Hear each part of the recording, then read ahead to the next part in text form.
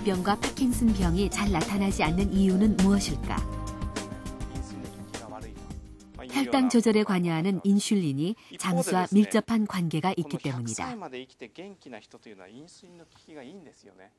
100세까지 장수하는 고령자들의 경우 인슐린의 기능이 좋은 편이었습니다. 인슐린은 당뇨병에 관여하는 호르몬인데요. 장수하기 위해서는 인슐린이 제대로 기능해야 한다는 결과를 얻을 수 있었습니다. 즉, 인슐린이 제대로 기능하는 이 90세의 사람은 100살까지 살 가능성이 높습니다. 반면 빨간 점을 보면 인슐린 수치가 높은 사람들이 많은데 이 사람들은 장수할 가능성이 낮다고 말할 수 있습니다.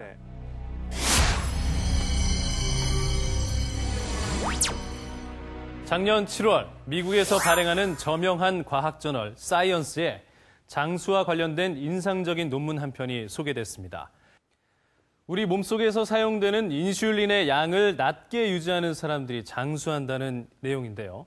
쉽게 풀어서 말하자면 인슐린을 얼마나 잘 절약해서 효율적으로 사용하느냐가 질병이나 수명과 관련이 있다는 이야기입니다.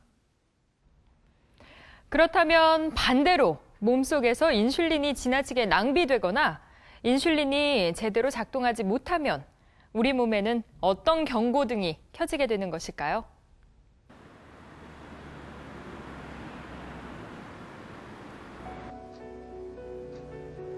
아침 시간, 민지가 쉽게 자리에서 일어나지 못한다.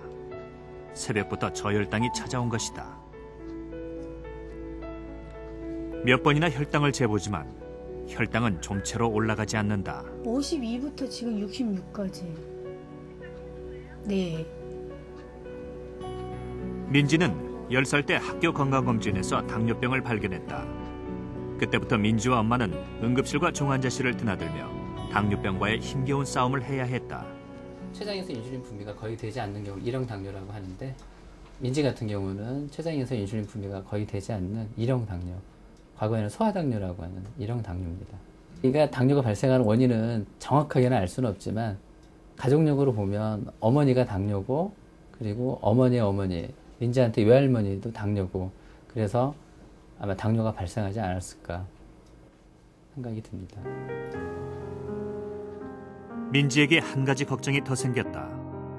당뇨병 때문에 학교 생활이 힘들어 휴학을 했던 터라 남들보다 1년 늦게 중학교에 입학하게 된 민지. 앞으로의 학교 생활은 또 어떻게 해야 할지 걱정이 앞서기 때문이다.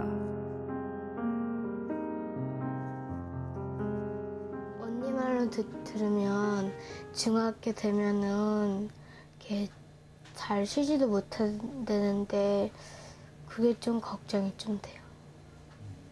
몸이 안 좋아지고 또 아파서 공부 제대로 못하게 될까 봐? 네. 그리고 아까도 누워있기 전에 당뇨와의 힘든 싸움을 계속해야 하는 민지. 민지는 혈당이라는 창에 맞서 싸워줄 인슐린이라는 방패를 부족하게 갖고 태어났기 때문이다.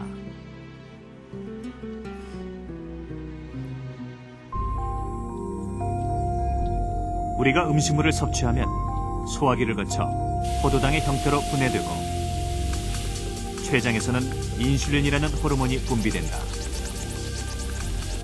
인슐린은 포도당과 함께 혈관을 따라다니며 조직 세포막에 있는 인슐린 수용체의 문을 열어 포도당이 흡수되고 혈당이 일정하게 유지되도록 돕는 역할을 한다. 인슐린이라는 것이 혈당을 낮추는 호르몬이기 때문에 굉장히 중요하죠. 혈당 조절에 있어서 인슐린은 아주 매우 중요합니다. 그러니까 우리 몸이라는 것이 이상하게 여러 가지 이렇게 대비책이 있습니다. 1번 방책이 무너지면 2번, 3번이 있듯이 이제 여러 가지 방책들이 있는데 이상하게도 인슐린만은 혈당을 떨구는 유일무이한 체내 호르몬입니다. 그렇기 때문에 인슐린 자체에 문제가 생기면 혈당이 올라가 버리는 당뇨가 생기는 아주 중요한 원인이 되기 때문에 인슐린은 굉장히 중요한 호르몬으로 알려져 있죠. 그런데 인슐린의 분비 능력 못지않게 중요한 것이 인슐린이 얼마나 재기능을 하느냐 하는 것이다. 2년 전 당뇨 판정을 받은 홍영훈 씨. 젊은 나이에 당뇨가 찾아왔다는 사실보다 더욱 그를 놀라게 했던 것은 경동맥 경화가 함께 진행되고 있었다는 것이다.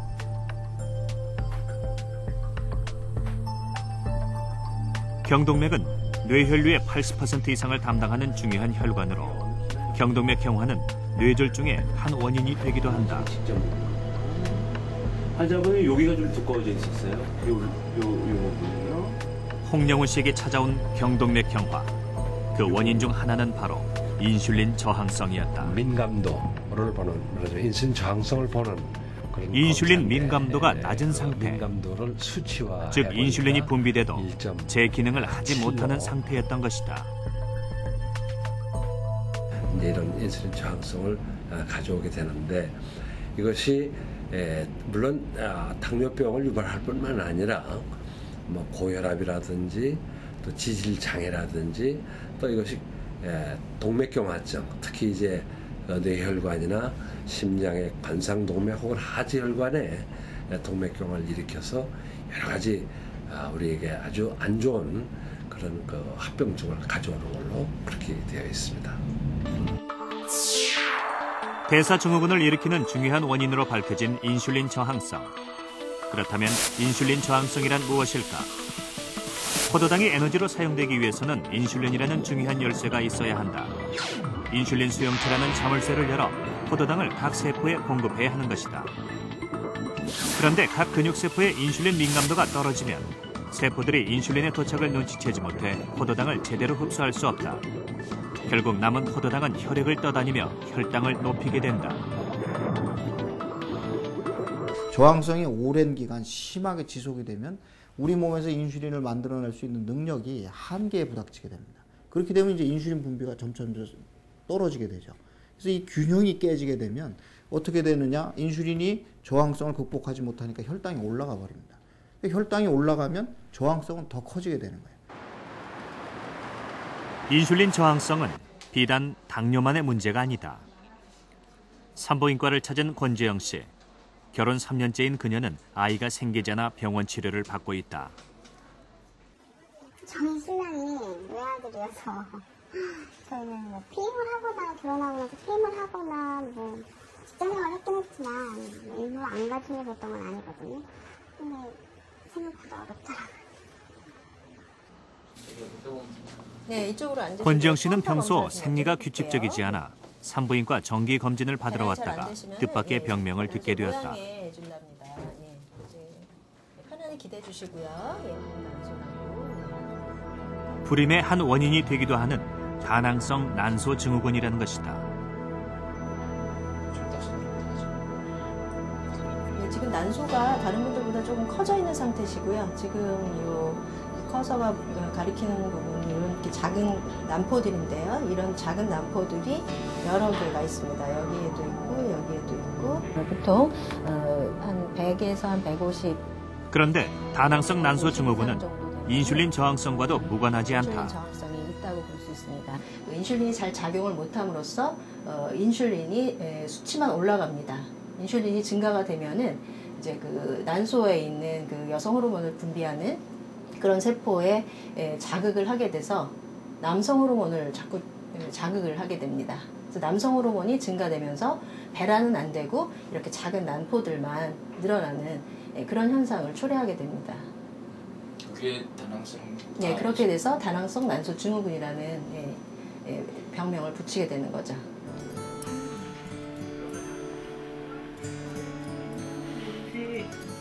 아기를 돌보는 구소영 씨의 손길에 정성과 조심스러움이 함께 묻어난다. 결혼 9년 만에 시험관 시술을 통해 얻은 귀한 선물이기 때문이다. 근데 저 같은 경우는 횟수가 그렇게 길었으니까 늦게 난 자식이라 그런가 더 이쁘죠, 저한테는. 2년 전 임신을 하기 위해 병원을 찾았던 구소영 씨는 다낭성 난소 증후군이라는 진단을 받았다. 당시 심정은 그런 것도 여자들 그런 병도 있었구나. 전혀 생각지도 못했었고 그러면은 아기 갖기가 남들보다는 힘들구나 그런 생각이 좀 들더라고요. 그리고 일단은 또 남편한테도 조금 미안하고 조금 기분이 좀 안 좋았죠.